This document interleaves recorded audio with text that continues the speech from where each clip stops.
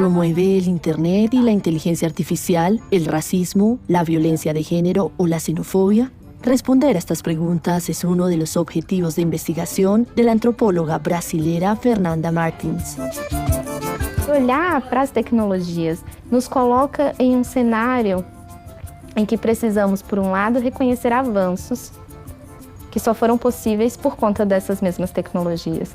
E, por outro, sair de uma naturalização de que essas tecnologias surgiram em sociedades que são desiguais e que violam alguns grupos historicamente marginalizados. Su historia personal es un claro ejemplo de movilidad social y su brillante carrera profesional la han llevado a ser la directora del Centro de Investigación Internet Lab. Precisamos pensar nas pessoas que não têm acesso à internet como tão impactadas ou que não estão acessando e sabendo, reconhecendo o que são essas tecnologias como tão impactadas quanto as outras. Desde Sao Paulo, una reflexión sobre los desafíos de la aún precaria inclusión en América Latina frente al desarrollo de las plataformas digitales. Fernanda, hace tan solo unas horas llegaste de Londres porque uno te ve muy joven, pero tienes una cantidad de investigaciones, de estudios y una agenda de ministra. Gracias por recibirnos. Imagino en este agotamiento aquí en tu casa a Fuerza Latina. Gracias por la invitación, es un placer estar con ustedes y recibirlos en mi casa. Estoy muy contenta de tenerla aquí. Cuéntame, ¿dónde naciste y cómo era esa familia en la que naciste? Eu nasci em Itaperuá, é uma cidade muito pequena, na Paraíba, nordeste do Brasil. A Paraíba de quando eu era criança era uma Paraíba muito diferente da Paraíba que temos hoje, depois dos governos Lula e depois de todo o crescimento e desenvolvimento da região. Então foi uma infância marcada pela seca, foi uma infância marcada por muita ausência de infraestrutura, de condições para melhores estudos. Ainda assim, a educação sempre pareceu para os meus pais a chave possível de uma mobilidade social, de uma vida mais sustentável. Então, migramos para São Paulo quando eu tinha 8 anos. Isso foi em 1999. Ok. Migramos com toda a família. Eu tenho 3 irmãos. Ok. Papá, mamãe e 3 irmãos. Sim, migramos todos e foi um momento de mudança muito forte. Yo tengo entendido precisamente que allá en Paraíba no solamente mucha sequía, sino también mucha desigualdad. Sí. Pero llegas a Sao Paulo, donde eso no sé si se magnifica, porque las diferencias entre los ricos y los pobres son gigantes, además de muchas personas en situación de calle. Sim. Como viviste tu todos esses cenários? A chegada é muito simbólica, porque acho que tem um peso de se tornar alguém que foi extraído do seu lugar de origem, e não extraído por um desejo, mas extraído por uma necessidade. E essa desigualdade, então, ela começa a ser observada desde a chegada em São Paulo. Era um momento em que os retirantes, como chamamos, vinham de fato com todo esse lugar das muitas caixas, sacolas, dessa tentativa de construção, de fazer uma nova vida. Então eu e a minha família vamos morar na casa da minha avó materna, na Brasilândia, que é uma região periférica de São Paulo. Então a minha mãe começa a trabalhar. Em quê? Minha mãe trabalhava como faxineira em casas de família. Por conta disso, ela estava sempre muito tempo fora, mas foi a responsável pelos primeiros movimentos de construção desse lar em São Paulo. E o meu pai também foi trabalhar como faxineiro, mas aí em um prédio, um edifício. E um tempo depois, o meu pai se torna zelador desse prédio em que trabalhava. Então, ele recebe um salário melhor e, ao mesmo tempo, a possibilidade de que passemos a viver com ele, toda a família. Sua mãe, ela viu o teu interesse em querer estudar. E praticamente você foi alfabetizada em casa. Quando os meninos começaram a estudar, você ia com ele para a escola com uma folhinha de caderno e uma canetinha na mão para quando chegar lá estudar com o menino. Legal. Aí quando voltava era toda feliz. Mamãe, voltei a minha lição, trouxe minha lição para mostrar para você. Olha como eu já estou sabendo ler. Não sabia nem escrever direito ainda. Minha primeira crise existencial foi aos 8 anos de idade, quando não conseguia compreender a origem da vida. El origen de la vida. Pero es hermoso saber que estamos frente a una doctora, porque debía haberme dirigido a ti como doctora Fernanda, con los PhD, porque quiere decir que eres un ejemplo de movilidad social muy inspirador. ¿Cuál es tu encuentro con Internet? Tengo entendido a través del computador de tu hermano. Sí. Y con este mundo que sigue moviéndose a uma velocidade frenética. Eu fui uma pessoa que teve blogs desde muito cedo. E isso foi me permitindo conhecer pessoas que eram esquisitas, assim como eu. Então a internet, acho que foi esse primeiro espaço em que eu consegui ter algum trânsito, em que esse corpo que também se fazia uma ponte, conseguia transitar entre lugares diferentes e conciliando essas diferentes perspectivas, esses diferentes lugares que me constituíam. Já. E as desigualdades em relação à internet foi algo que eu fui chegando depois. Porque tus inquietudes, raza, etnia, efectivamente las desigualdades que vienes a mencionar, y ya voy a llegar aquí a tu gran postulado, es que se incrementan e incluso se crean nuevas discriminaciones a través de ese Internet. ¿Por qué defiendes tú esa hipótesis? Foi um movimento orgânico, eu diria. Sair desse estudo que era muito mais pautado no campo da educação e da cultura, e no samba principalmente, e começar esse movimento de observar como essas discriminações de raça, de gênero, se faziam presente também num espaço que não era um espaço físico, mas um espaço, ainda assim. Então, em um primeiro momento, eu estava pensando nessa... Não só eu, claro, sempre em diálogo com muitos intelectuais e teóricos, principalmente brasileiros, mas nessa continuidade que existia entre a violência que acontecia nos espaços físicos e essas violências que aconteciam nos espaços remotos. A minha impressão é que esse olhar tecnológico e a internet, né, de uma forma específica, ela modifica e se impõe realidades, inclusive para aquelas pessoas que não estão conectadas. Então, a internet e essas diferentes tecnologias que vão se criando, ou a discussão que fazemos hoje sobre inteligência artificial, ela se capilariza de tal forma que precisamos pensar nas pessoas que não têm acesso à internet como tão impactadas, ou que não estão acessando e sabendo, reconhecendo o que são essas tecnologias, como tão impactadas quanto as outras. Vou fazer parte sobre as fronteiras, os desafios multilinguísticos, quando falamos de moderação de conteúdo. Já. E se conecta bastante com a sua pergunta sobre a liberdade de expressão e a censura, quando estabelecemos o limite de uma coisa e outra, e a complexidade de fazermos isso quando lidamos com países com contextos tão diferentes. Claro. Internet, según tus palabras, es el motor de nuevas discriminaciones. ¿Cuáles discriminaciones mencionarías tú? É um bom apontamento. Quando a gente observa, acho que tem primeiro um paradoxo, porque depois fui percebendo, principalmente em minha pesquisa de doutorado, quando olhamos para a movimentação social, que foi possível também pelas redes sociais, Claro. trouxe uma revolução de costumes, de hábitos, de modos de interpretar, desde a intimidade até a vida política, e até misturar essas noções de intimidade e vida política de uma forma que não víamos antes. Agora, a impressão que eu tenho, a partir das pesquisas que tenho feito, é que chegamos em um momento em que falamos sobre o quanto a política é íntima, o quanto a política constrói a intimidade também. E como essa intimidade também vai construir a política.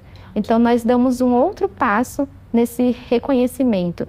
E aí, olhar para as tecnologias e para essas criações de novas desigualdades, nos coloca em um cenário em que precisamos, por um lado, reconhecer avanços que só foram possíveis por conta dessas mesmas tecnologias. E, por outro, sair de uma naturalização de que essas tecnologias surgiram em sociedades que são desiguais e que violam alguns grupos historicamente marginalizados.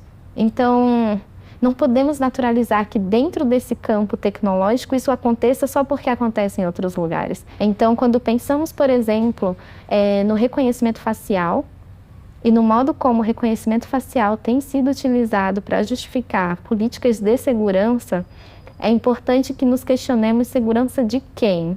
E é curioso porque em vários outros lugares do mundo, em países do norte global, fomos assistindo, principalmente nos Estados Unidos, momentos em que essas tecnologias de reconhecimento facial estavam sendo desautorizadas, em que companhias estavam deixando de fazer uso dessas tecnologias. E, ao mesmo tempo, em países como o Brasil, fomos observando que se vão expandindo. Cada vez mais, e muitas vezes as mesmas empresas em que não estavam mais fazendo isso em países do norte.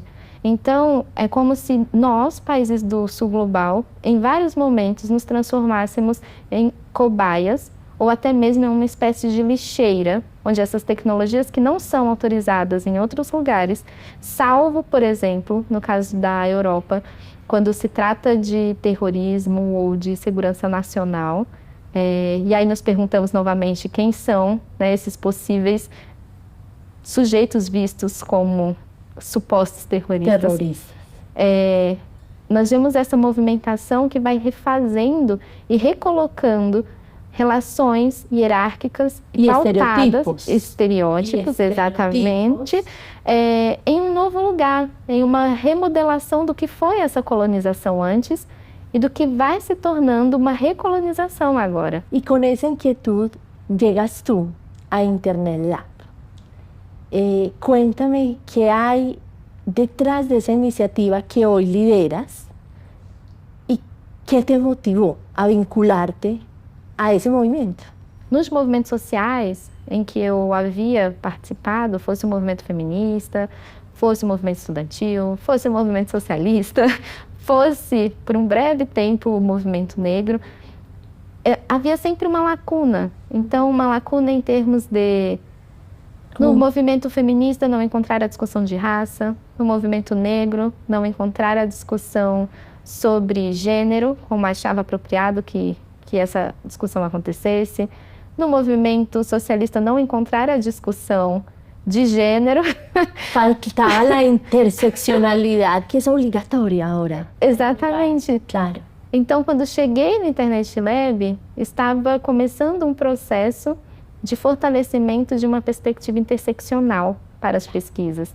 E a minha chegada, a minha leitura, fortalece esse olhar, porque eu já estava fazendo pesquisa de modo interseccional, como muitas teóricas negras brasileiras estavam fazendo muito antes que tivéssemos esse nome, interseccionalidade. E aí é onde está também a força de tus investigações. Foi como repensar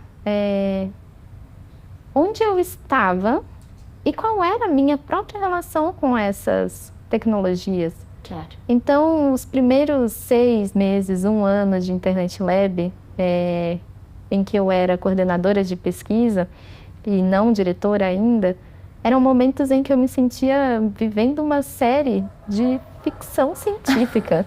Porque todas essas tecnologias compõem o nosso mundo, o nosso cotidiano, o nosso mundo, o nosso ser e estar no mundo, e nós naturalizamos isso.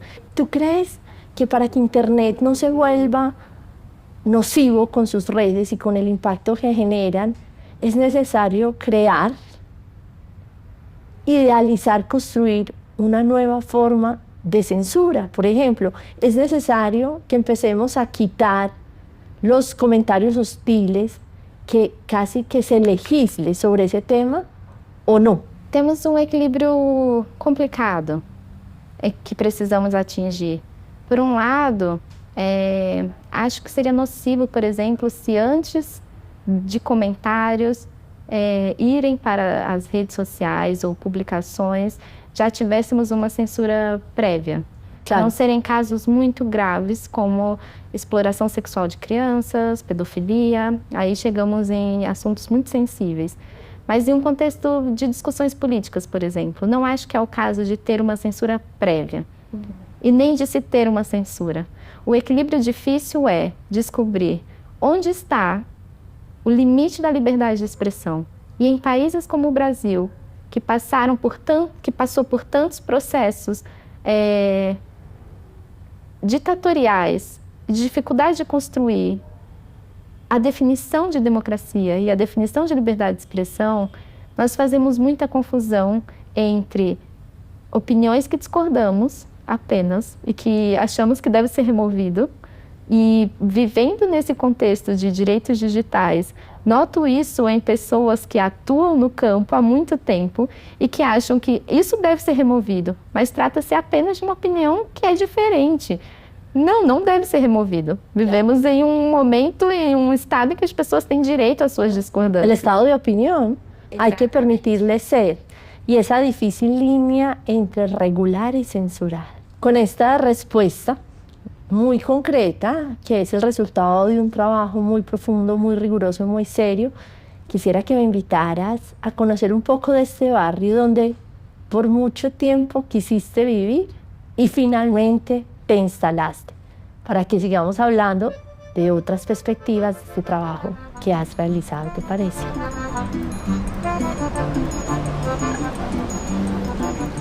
Fernanda, cuéntame por qué querías vivir en este barrio, por qué te gustó tanto. Nesse bairro eu fiz o meu primeiro estágio, quando eu estava na graduação. Como se chama o bairro? Se chama Bela Vista. E o Bexiga traz uma parte muito interessante da história do Brasil, mas também de uma história brasileira. Porque temos ao mesmo tempo um espaço construído por mãos nordestinas, que são mãos de pessoas, famílias que migraram, assim como a minha família migrou.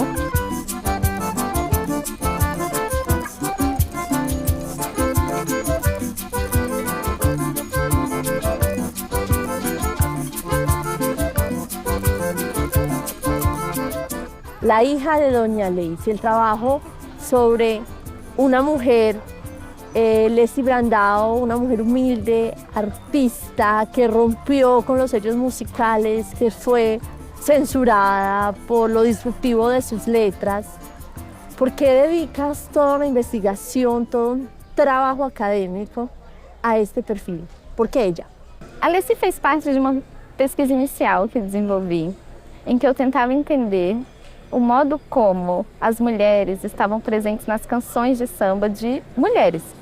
Então, eu estava olhando para Dona Ivone Lara, que é icônica no samba brasileiro, para Lacey Brandão e para Tereza Cristina, que é uma sambista contemporânea mais recente. E na Lacey havia uma mistura não só dessa parte que envolve a cultura e a arte, como nas outras também, mas um olhar para uma política mais institucionalizado.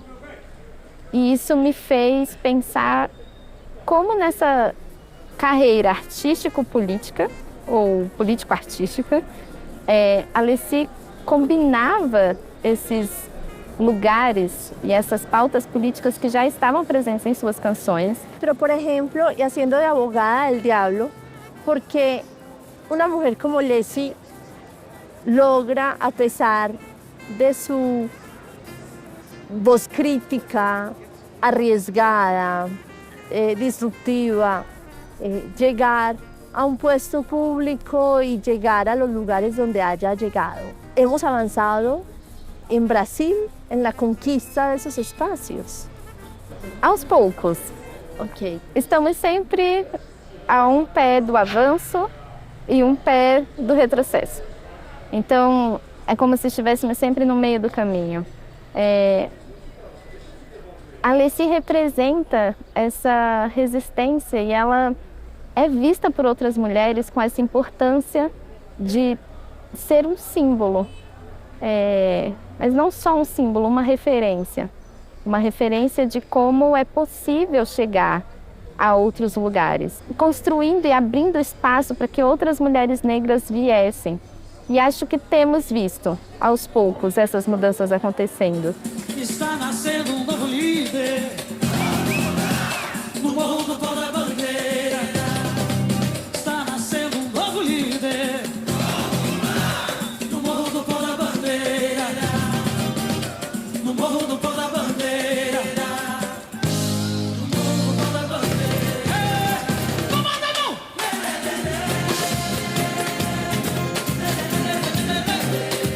Fernanda, no quiero despedirme de este encuentro maravilloso sin que hablemos de otro enfoque que ha tenido tu trabajo y es el estudio de algo tan presente, tan dañino y tan doloroso y tan silenciado como son las relaciones abusivas. O que me levou à pesquisa foi estar em um ambiente feminista, num espaço de ativismo feminista, e perceber que as relações de abuso que aconteciam entre mulheres que tinham relações românticas não entravam em pauta. Era como uma espécie de traição ao movimento feminista, mudar as lentes de um olhar para as relações que são violentas entre casais de heterossexuais, de um homem e uma mulher, e passar a olhar para a violência que acontece entre mulheres.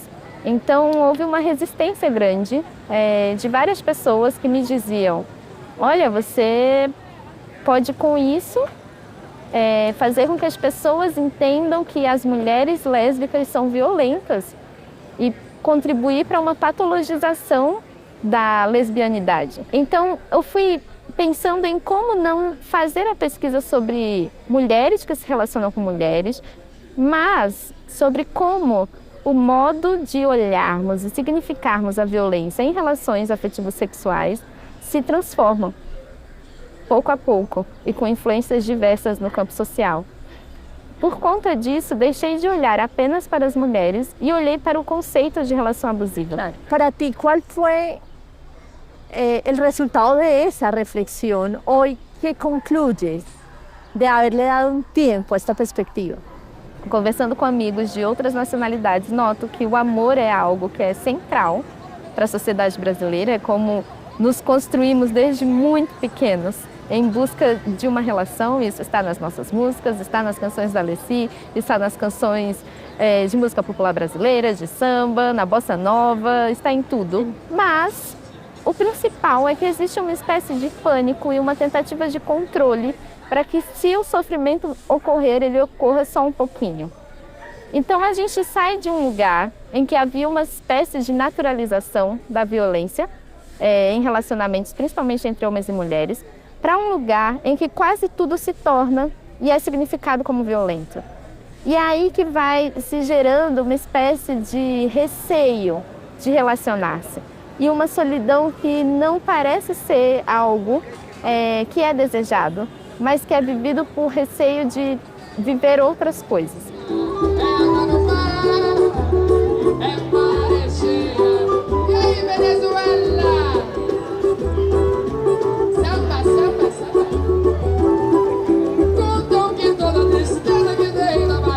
En estos tiempos de la inteligencia artificial, de las redes, de las historias contadas en segundos, cómo tiene que transformarse el feminismo de forma tal que ponga la tecnología al servicio y bienestar de las mujeres y de las diversidades sexuales.